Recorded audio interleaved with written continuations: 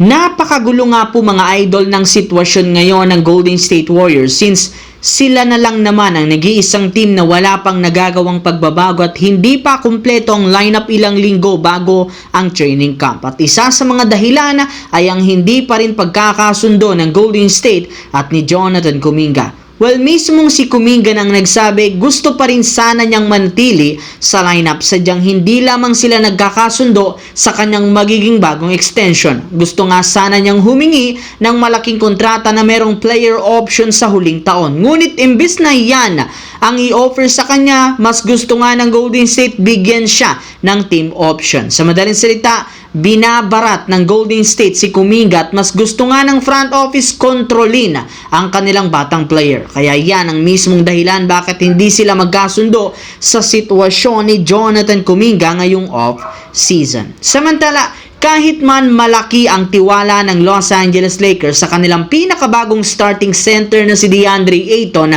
may ilang mga fans ang nagdududa at binabatikos pa rin ito sa kanyang kakayahan na makapag-ambag ng malaki. Kita rin naman sa dati nitong team kagaya ng Phoenix Suns at Portland Trail Blazers na sobra nga daw tamad ito sa depensa at hindi nag-box out at malamya sa rebounding.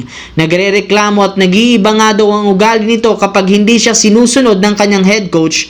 Ika nga'y meron nga itong attitude problem na posibleng makasira sa chemistry ng Lakers. Pero mismong si DeAndre Ayton na ang nagsabi at nangako na hindi na nga daw mauulit pa ang mga nangyari noon. Mas nag-matured na nga siya ngayon bilang isang player at isang center.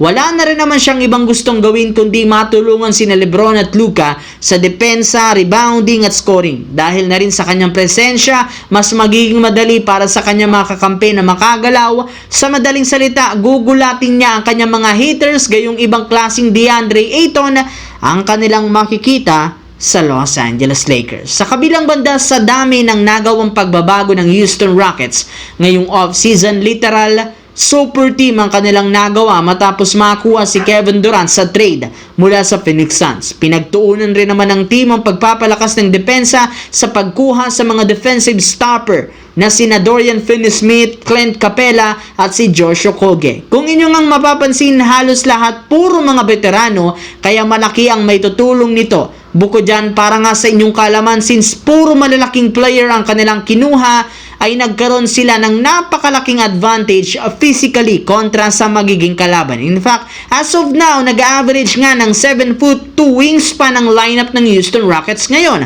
Puro matatangkad nga at mahaba ang galamay ng mga player ng Rockets ngayon. Isa sa mga rason bakit inaasahan na magiging sobrang dominante sila. Kaya isa talaga ang Rockets ngayon sa mga dapat nating abangan sa kanilang magiging kumpanya sa bagong season.